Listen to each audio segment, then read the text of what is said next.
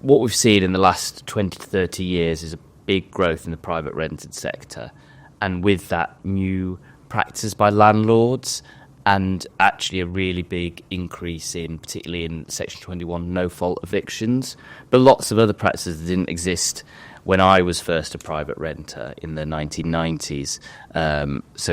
Practices like rent in advance, very high levels of need for guarantors. We've also had huge increase in the number of problem houses, black mould, damp, etc. Always been problems in the private rent sector, but with the growth, it's become a much bigger problem. So the government, and to be fair, the last government absolutely recognised the need and brought forward the bill. The last government didn't get it through, and it was a weaker bill than the bill that Labour's putting forward without banning Section 21 evictions, for instance, and that's the sort of big ticket item. But now we're through the Commons now and into the Lords on the Renters' Rights Bill, and I think if you are a private renter, this will make a huge difference to your life. You had a specific amendment that was selected by the government. Can you talk to me what that was? Yeah, I actually put 3 amendments down, both at the committee stage, where it's like a detailed, deep dive into the bill, and then at this stage in the whole of the Commons, the report stage, which is the last chance really for MPs to get amendments down. And the government adopted 2 of them. I think the one that I think people really appreciate is the fact that now we have this practice of rent in advance. And some people, and I have constituents whose letting term is a year, and their rent in advance is a year. So they have to pay their whole tenancy up front. That's an extreme example.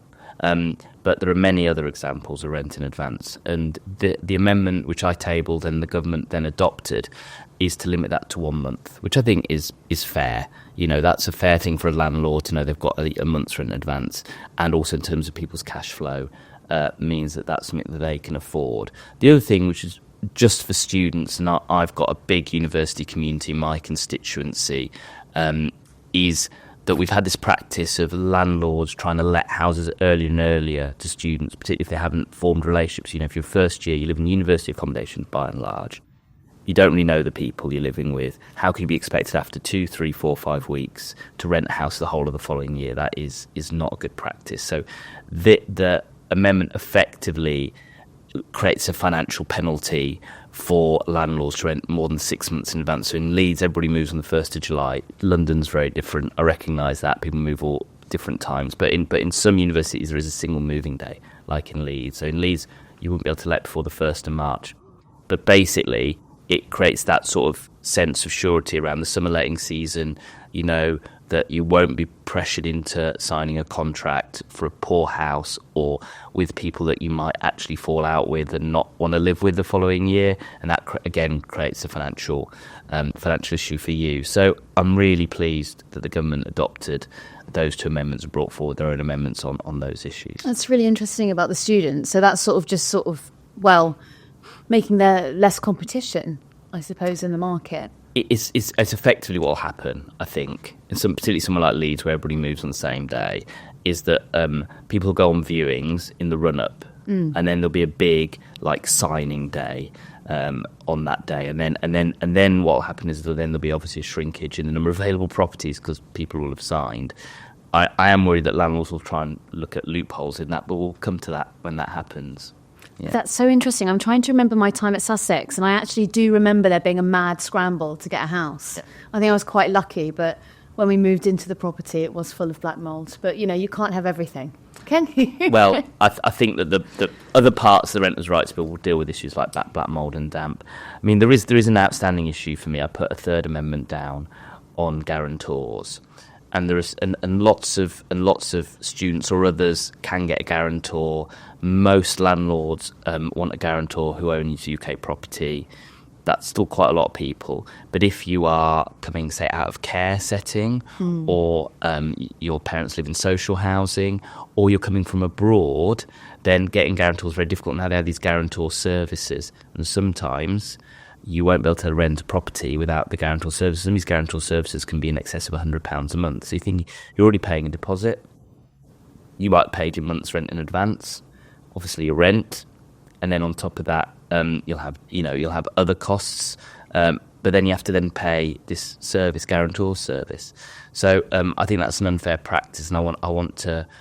Initially, when I first started out with this, I wanted to ban the use of guarantors, but actually engaging with landlords and engaging with the sector and people in university settings, it was looking at what we should do is widen who can be a guarantor and how guarantoring works, and that would be easier and potentially better. But we haven't come to a settlement with the government. The government are very sympathetic, so I'm still engaging with them. We've got a whole of the Lords to go through, so we've got a few months until this comes into law, so I'm still trying to pursue that issue. But what we don't want to end up doing is excluding people from the private rented market because they may have, if they're working, a job that can cover the rent and the deposit, or if they're students, again, from their loan, they cover it. But because of other factors, they can't enter the private rented market. So if they're leaving care, would you consider, say, a government-backed guarantor scheme? Local authority backed. So the local authority, obviously, they've been in care of the local authority, they're a care leaver. So the local authority could, without, I think, a financial contribution at all, because obviously local authorities haven't got any money, act in some ways to guarantor the tenant. Again, then local authorities would need to think about that. But the local authorities I've engaged with, for instance, in Leeds, they have said they would be really keen to support care leavers be able to access particularly higher education, but private rented in general. Yeah. Cards on the table, I was a big fan of your amendment. I actually think it's a huge piece of legislation I think that landlords have been allowed to get away with charging extortionate amounts right at the beginning, to the point where I have been in some flats where I've been told I've got to pay 6 months up front. I go, well, if I had 6 months up front, I would actually buy a flat. You're nearly getting towards a deposit.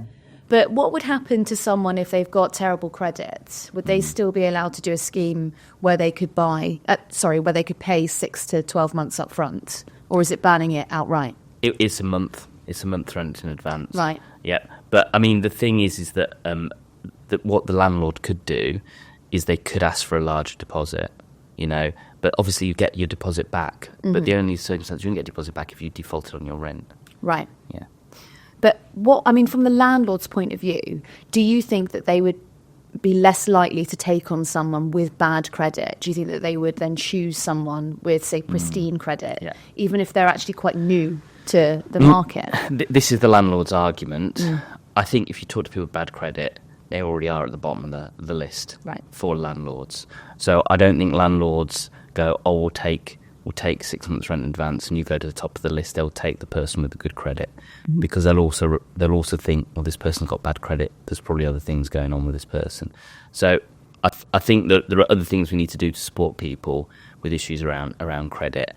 And I think sometimes when you make legislation, obviously it creates a new environment, a new ecosystem, as they say, and then you need to see what the real world effects are.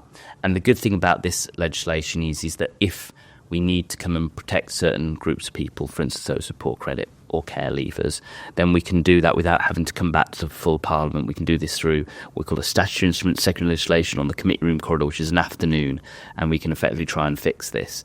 The thing is what we don't want to end up doing is restricting housing supply. We do want to end up restricting housing supply of houses with terrible black mould and damp and improve them, but we don't want to restrict housing supply generally. So that is the thing I think the government will look at and review. That is why the government actually said to me, partly about the guarantors or more generally, they don't want to have all the measures all at once, because it creates a whole different environment, and then they don't want to end up with this situation where people are excluded. Because that's the argument that landlords make. Well, they certainly make them in public, that actually when the legislation gets too heavy on them, then they'll just sell up, and then that'll be an empty property, or they'll stop renting it. When you're in consultation with these landlord groups, have they told you that they're... Yeah, some of them. Over the years, for various different reasons, landlords have all said that they're going to sell up and leave, and for some reason we have more private rented sector than ever. It's a bit like when the Labour government introduced national minimum wage, the employers said, well, we just won't employ people. That didn't happen. Mm-hmm. Yeah. If letting private property is profitable, landlords will do it. Right. Yeah. So not too much attention was paid to that then? I think it was, but I think these are reasonable measures.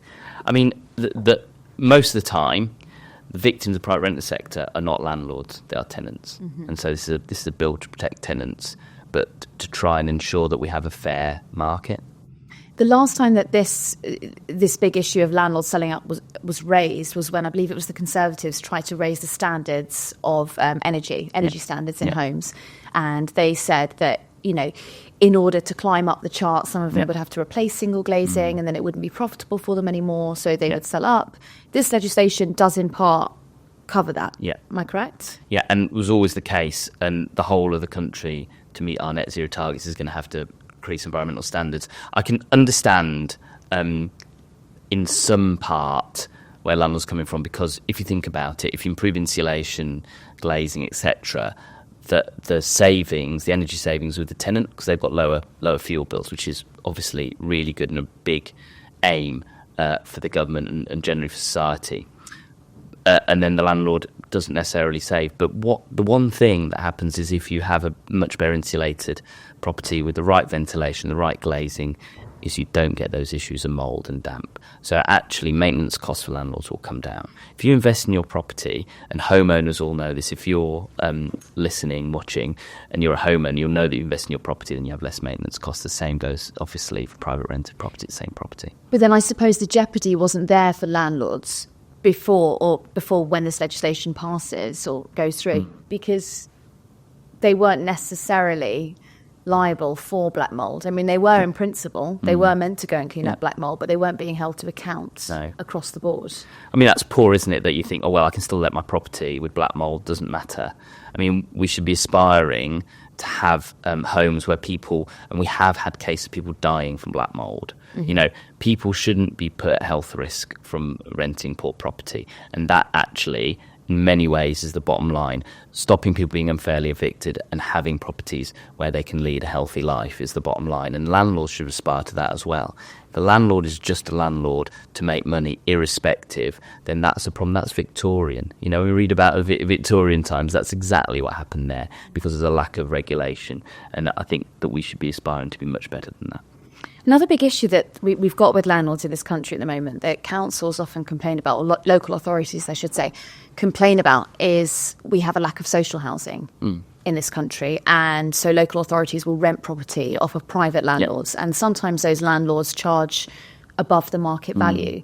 Is there any attempt from the committee to look at that? I'll give an interesting example of where this happened has created a real problem, and that's in children's homes. So there's been an increasing utilisation of private children's homes at an extortionate cost to local authorities. One of the reasons why so many local authorities have got such big deficits. And some local authorities, like Leeds, have been purchasing properties and creating their own children's homes, and usually saving on costs and improving actually the delivery for those children and better lives. And the thing that you said earlier, some landlords said they sell up and leave the market. If the price of those houses drops, somebody will buy them, and a lot of the times that'll be a registered social landlord or a local authority, and then they'll put people in at a social rent. So people will have, I don't think these houses are going to go to waste. I don't think we're going to have, because there's a housing crisis, we're not going to have tens of thousands of boarded up homes which used to be owned by landlords. They'll either be bought by other landlords who are operating in a slightly different model, or by registered social landlords, or by local authorities, and those will be put out at market rent, and there are interventions for those landlords in terms of improving the property, energy efficiency, etc. Yeah. What about an empty home scheme? So, if you're in some of the bigger cities where there's really high demand for property, I mean, you look at Manchester, Bristol, Brighton, London, obviously. Would there ever be a look at the sort of scheme that would ban landlords or even property owners from, say, investing in a property and not living in it, or just leaving it empty and derelict? I mean, I'll tell you where that's a really big issue, and that's an issue around second homes. Right. So somewhere like Cornwall or another area where people, I would say particularly from London, might have a second home, and obviously they don't live in it all the time, and they may live in it. Sometimes they might utilise it for Airbnb or not at all. And then there are local, particularly young people, who can't get on the housing ladder or can't even privately rent. And that there is no legislation at the moment, but there's a huge demand, even from local authorities in places like Cornwall, to do something to legislate on this. But as I said, what government generally does is if it will do one thing, see how the market reacts to one thing, and then think about doing the next thing, rather than trying to do lots of different things all at once. So I'm going to continue with more questions. I feel like I'm picking your brain on this. No. But another big issue that renters face is buy-to-lets. So particularly, say, a local authority might have part-funded a new development, and they might have created affordable homes. That happens a lot here. The Mayor of London invests in various schemes around the capital. There isn't a piece of legislation that stops landlords buying those as buy-to-let properties. Is that something that you would like to curb? I mean, personally, I do. We do see, not so much in Leeds buy-to-let, but new schemes where the whole scheme or the vast majority of the scheme is bought off book by investors, and then a lot of the times it's empty because it's they can still make money on having an empty property and the increase in the value of the property. And people who want to buy in the city centre, I've got friends who want to buy flats in the city centre, the availability in the market for new builds is very little, and then resales very little, and because investors are buying all the properties. And so I think that is something certainly the Ministry of Housing and Local Government are really aware of and want to try and curb. I've not seen anything in terms of legislation coming down the track, but I think it's really important. We've got this huge house building target, but at the end of the day, the important thing is that people have got homes to live in, and those who want to be homeowners have homes to own, and those that want or need social rent get those homes, rather than investors buying homes and being empty, or having an ever increasing expansion of the private rent sector and not an increase in other forms of tenure. Because I suppose it leads on to sort of wider societal effects, doesn't it? There's this sort of stagnation. We've got, a low birth rate in this country. You've got people wanting to or choosing to have families later, and obviously there are numerous different reasons why they might decide to. Yes, but home ownership might be one of them. Is that something or a trend that you've noticed, that perhaps people delay having a family or progressing into other stages of their lives because they're still renting? I think so. I think there's both renting and people who are still at home with their parents. So I haven't even moved into the rental market yet. I think it is because the cost of living issues are impinging on lots of forms of life, and I think that is one thing that we're really focused on in the Labour Party and the government. That there is a cost of living crisis, and I have to say the media are very focused on older people in that cost of living crisis, and they should be to an extent. But if you look at the structural barriers, the majority of older people own their own homes. The majority of younger people don't, and to an extent that should always be the case, because you go through life, you accrue capital, you buy a property, but it shouldn't be... You become a Conservative voter. Well, hopefully not. But the extremes that exist now are too high. I became a property owner at 22. I bought a flat, small flat, admittedly, on 3.5 times my very meagre salary. That flat now would be about 2.5 times my current salary. So that shows how much that's shot up. It would be, obviously there's inflation, all the other things, but it just shows my job now is not at all equivalent to my job when I was 22. Yeah. Right. That was me actually just going silent because I was doing the maths in my head. Yeah. I was actually, silently judging you. I was like, where did he buy? Look at that. That sounds great. I could show you from the Leeds, yeah. There's a big issue with housing deserts, or legal deserts, I suppose. How will tenants access the right information about what their rights are once this legislation has received royal assent? There are great organisations that support citizen advice, Shelter, both of whom I've worked on these amendments on this bill, and I think the government itself will do work on this. I certainly hope that the minister is planning to do an information campaign. I'll certainly be asking for it. Do you think that there will be... there's a lot of pushback from landlords because the courts are backed up for other reasons. The courts are in a state of jeopardy at the moment.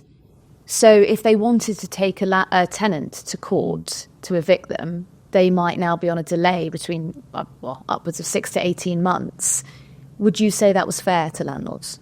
I think that's another thing we need to fix is the court system. I think everybody agrees that people should have access to justice, and this sort of affects everybody who has to go through that particular part of the justice system. And so landlords should have as much access to justice as anybody else. So I think that's a job for the Ministry of Justice to reduce that, rather than for us to say, well, we shouldn't bother doing it because there's a delay in the courts. Right. You said that the legislation was softer when it was first proposed by the Conservatives.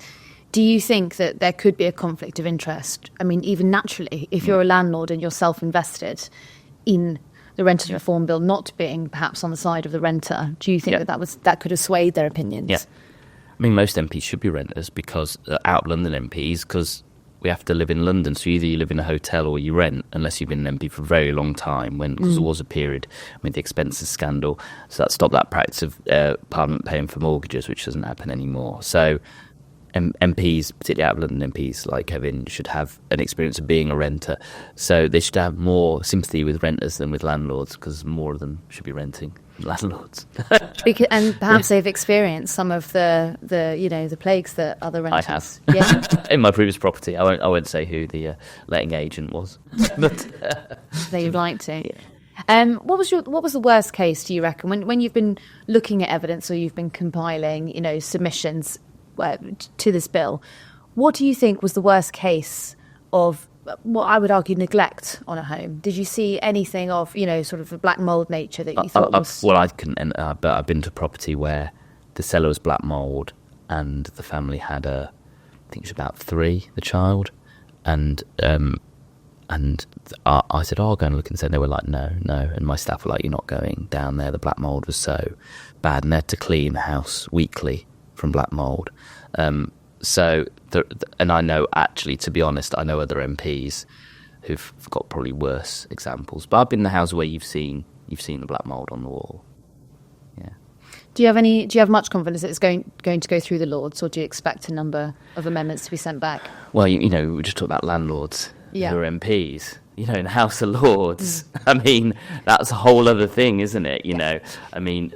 I think everybody knows now that all lords aren't people with big manor houses and huge estates, but there are quite a lot that are, particularly in the hereditary section, and they will still be in the House of Lords while we're going through this bill. They won't have quite been abolished yet.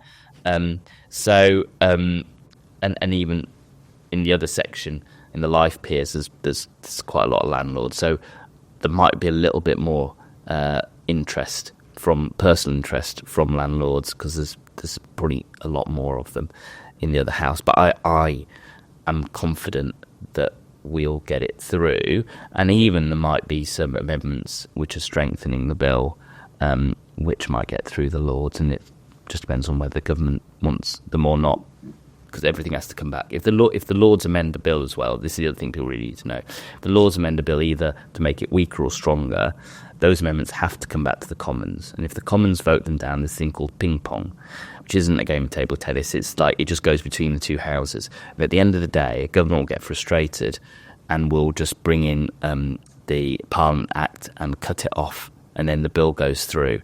So there's a limit to the amount that Lords can change a bill. It is an amending house. I think that's really important. It's people shouldn't think they're not elected. Why do they get a say? I've got a bit of sympathy with that, quite a lot of sympathy with that, but they are an amending house, and the major power sits with us who are elected in the Commons. Yeah. You might remember that ping pong from the Brexit years. Don't think it's a time any of us really want to go back to. Please no. This bill doesn't actually, probably be more of a local authority issue anyway, but this bill doesn't have anything about rent caps in it. Do you think that's something that the Lords would shoot back? I'm not sure. I mean, the thing is, there's lots of different ways to do this around rent. So there's rent caps, there's rent stabilisation, there's year-on-year increases, there's rent boards, there's a whole range of things. I think we probably could all agree having a national rent cap wouldn't work, because our housing markets in UK are massively different. And again, like it's local authorities, you do it local authority by local authority, but even like large local authorities like Leeds, the rent in Little London in my constituency and the rent in Wetherby, which is on the border in North Yorkshire, are very different levels. So, there's a level of complexity here, and sometimes you bring really complex things, they can torpedo a bill. So I'm not sure if where the government are in terms of thinking on this, but I certainly think that it might overwhelm the bill to bring in something like rent caps or even rent stabilisation. But it's absolutely something that we should be discussing, debating, and something we need. But again, landlords are complaining about things like rent in advance or improving the quality of their house or banning Section 21 evictions. That would compare to nothing to how they would talk about having to have rent caps and rent controls. Just finally, before this comes into play, comes into force, if there's someone listening today and they are being handed a no-fault eviction, what would you advise them to do? I'd go and seek support. So go and see citizens' advice or shelter, possibly citizens' advice, probably, and then if at some point. The thing about MPs, there's a lot of things we can't involve ourselves in legal cases, like directly in an individual legal case. So, if you're my constituency, you're considering another MP, and you come to your MP, there's limited amount we can do in Section 21, but we'll do what we can do. But definitely go to CAB. Nice. Thank you for coming in. Thanks a lot. Lovely to see you, Sam.